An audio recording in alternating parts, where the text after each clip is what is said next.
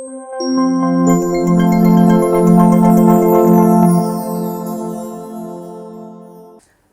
वालेकुम व्यूअर्स, पाक flag properties बहरिया town Karachi से मैं हूं असदुल्ला।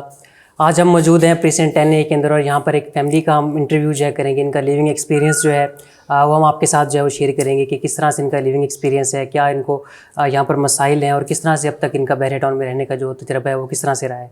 तो नवीद फारूकी साहब जो है हमारे साथ मौजूद है और उनके साथ उनकी जो मिसेज़ हैं वो भी हमारे साथ आज मौजूद होंगी। तो इनसे जो है आज हम आपकी मुलाकात जो है वो करवाने वाले हैं। जी नवीद भाई, कैसे हैं आप? ठीक ठाक हैं? अल्लाह का शुक्र, आप बताएं। अल्हम्दुलिल्लाह ठीक ठाक। थैंक यू सो मच, आपने टाइम दिया हमें। प्लेजर।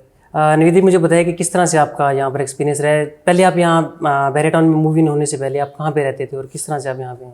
जी, मेरा नाम नवीद फारूकी है और मेरी रिहाइश बिफोर बहरिया कोई लास्ट 35-36 ईयर्स तक फेडरल एरिया ब्लॉक 21 में रही है, बिहाइंड लकी वन। और शुरू से ही हम कराची बेस हैं।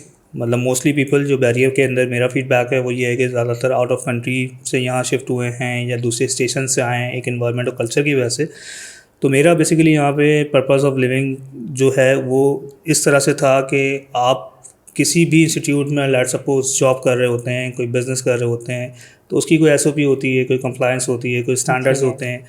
तो अनलकीली कराची जो है वो हमारा एक मेगा सिटी है जो टॉप 10 सिटीज़ के अंदर वर्ल्ड वाइड आता है और अल्हम्दुलिल्लाह मतलब एक बिगेस्ट मतलब शहर है। मगर अनलकीली उसकी जो है कोई ऑनरशिप किसी के पास नहीं है। आप किसी तरह का क्लेम करके कहीं किसी के पास नहीं आ सकते। आपके रूट्स टूटे हुए हैं, आपको सेवरेज का इशू है, आपको पानी का इशू है, आपको गैस का इशू है, तो वो कुछ इसी तरह से आप टेकअप कर सकते हैं कि आपने अपने नेबर से बात कर ली और आपस में एक दूसरे से कम्युनिकेट किया और आगे चले गए।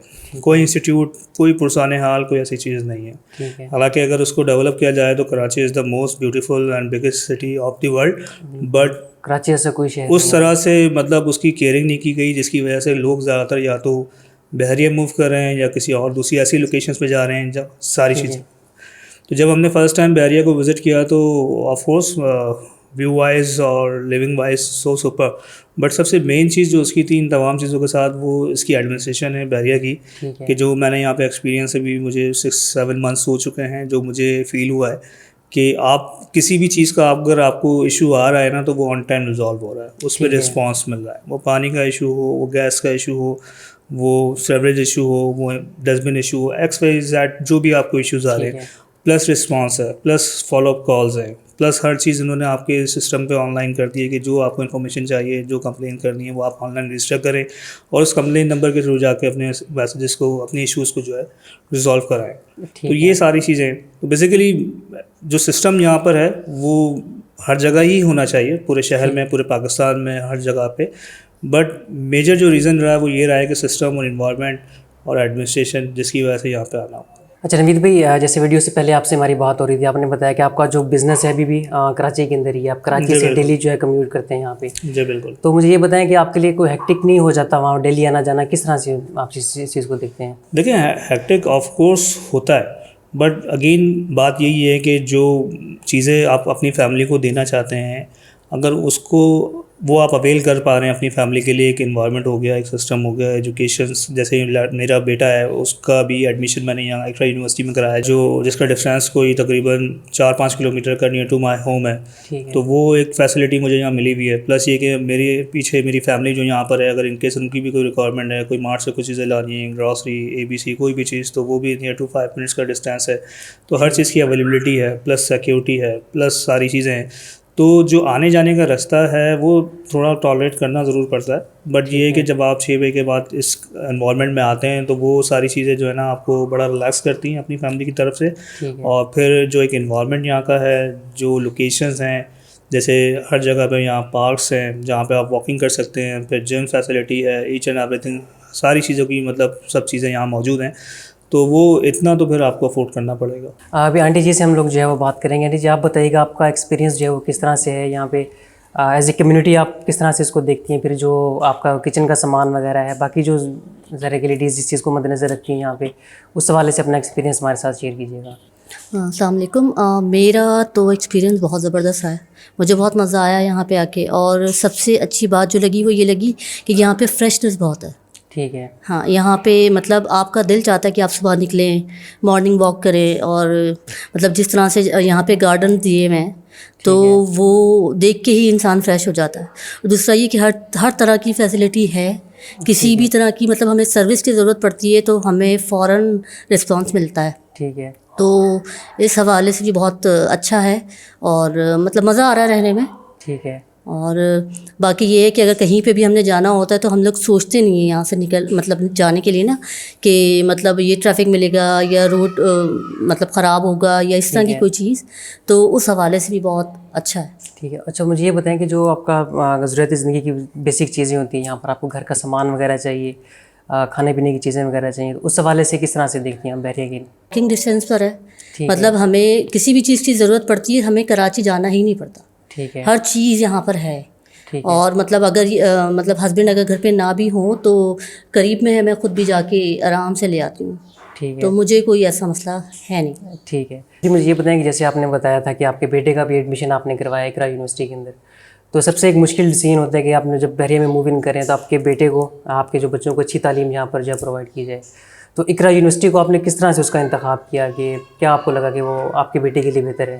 इकरा university is the leading university in the Pakistan for the business subject, और मेरे बेटे का इंटरेस्ट भी उसी के अंदर है। तो one of the reason for admission तो मेजर यही था, बट उसके अलावा एक और भी चीज़ ये थी कि अगर मैं उसको अपनी जो लोकेशन जहाँ मेरी रहाइश है लकी वन के पास जहाँ थी, तो वहाँ से भी अगर मैं किसी भी यूनिवर्सिटी में उसको एडमिशन कराता तो उसकी जो ड्राइव थी वहाँ का डिस्टेंस था वो 45, 50 या 60 मिनट्स का था।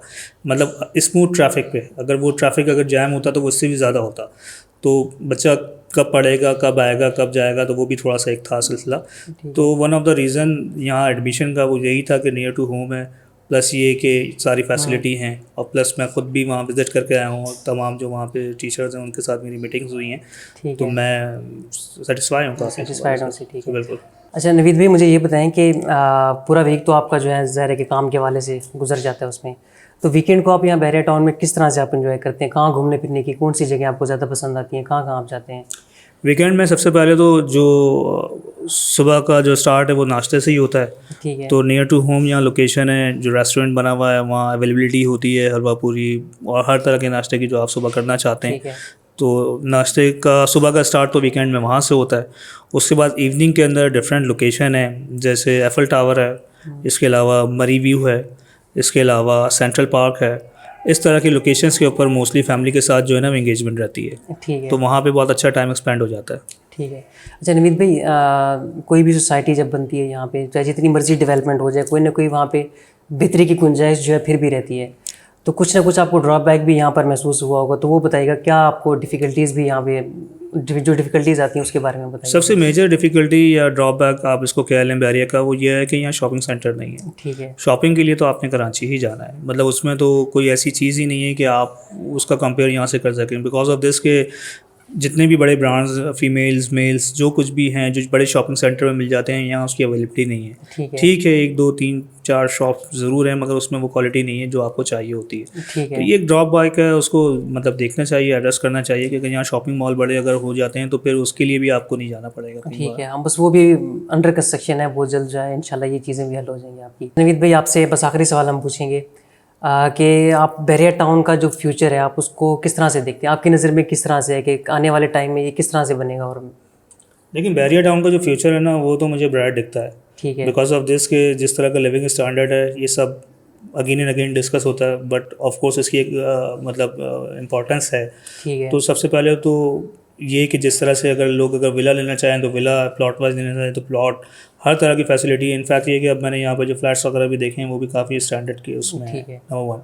नंबर 2 ये कि यहाँ पे जो अभी बहुत तेज़ी से काम चल रहा है मलिर एक्सप्रेस वे का, ठीक है। तो होपफुली अगर वो 2-3 साल में कनेक्ट हो जाता है तो यहाँ पे प्रॉपर्टीज़ की वैल्यूज़ भी इंक्रीज़ होनी है। प्लस ये कि अभी जिस विला में आई बिलीव कि आप बैठे हैं अभी, तो उसकी भी एक कॉस्ट इंक्रीज जिस तरह से मैं समझता हूँ होगी, तो ये भी मतलब बहरिया टाउन मेरे ख्याल में फिर हाथ में नहीं आएगा अगर ये मलिर एक्सप्रेस से कंप्लीट होकर आपको वहाँ से डिस्टेंस मिल जाता है, क्योंकि उसके बाद तो आपकी सिटी की कनेक्टिविटी कोई 15-20 मिनट की रह जाती है। ठीक है। तो फिर तो मतलब बहुत ज़्यादा ये ग्रो कर जाएगा, तो फ्यूचर तो उसका बहुत ब्राइट है। ठीक है। अच्छा, आप जिस तरह से आपने बताया कि कराची बेस्ड आप हैं, आप शुरू से ही कराची को जो है आप लोग जानते हैं, तो ये बताएं कि कराची के जो बिज़नेसेस हैं क्या वो भी यहाँ बहरिया टाउन में आएंगे या जो सिर्फ रिहाइश के पर्पज़ से लोग यहाँ पर आएंगे? किस तरह से आप इस चीज़ को देखें? कमर्शियली अगर आप देखें ना तो आई थिंक फ्यूचर के अंदर जो है ना कमर्शियल हब बन सकता है बहरिया, बिकॉज ऑफ दिस के सिक्योरिटी पॉइंट ऑफ व्यू से जो फॉरेनर्स की रिक्वायरमेंट्स होती हैं, जो बड़ी बड़ी मल्टीनेशनल्स के डेलीगेशंस विजिट करते हैं कराची के अंदर, जो सिक्योरिटी की वजह से बहुत सारे लोग नहीं आ पाते, तो बहरिया उनके लिए एक सिक्योर प्लेस है इन फेस ऑफ सिक्योरिटी और अदर थिंग और अदर मतलब जो भी फैसिलिटी यहाँ के ऊपर है। तो ऑफ कोर्स ये बिज़नेस हब बन सकता है। प्लस ये कि M9 हाईवे जिस तरह से डेवलप हो रहा है, कमर्शियल एरियाज़ यहाँ पे काफ़ी ज़्यादा मतलब यूनिट्स लग रहे हैं, मल्टीनेशनल प्लांट्स यहाँ लग रहे हैं, प्रोडक्शन एरियाज़ यहाँ बन रहे हैं, और बहुत सारी लॉसेस कंपनी जिनको मैं जानता हूँ कि अपने वेयर हाउसेस, वर्कशॉप, फ्लीट के वो सारे इस रूट्स के ऊपर हैं। तो डेफिनेटली बहरिया कमर्शियल परस्पेक्टिव से भी बहुत आगे जाके ग्रो कर सकता है। बहुत शुक्रिया नवीद भाई आपके टाइम का, और आपका भी आंटी जी आपका भी बहुत शुक्रिया। जी व्यूअर्स, आज की वीडियो में हमने आपके साथ एक फैमिली का जो लिविंग एक्सपीरियंस है वो शेयर किया है। तो मज़ीद अगर आपकी बहरिया टाउन कराची के हवाले से कोई अगर क्यूरीज हो तो उसके लिए जो है आप टीम PFP से आप रब्ता कर सकते हैं। तो इसके साथ ही मुझे इजाज़त दीजिएगा, अगली वीडियो में दोबारा आपसे मुलाकात होगी। Thank you so much.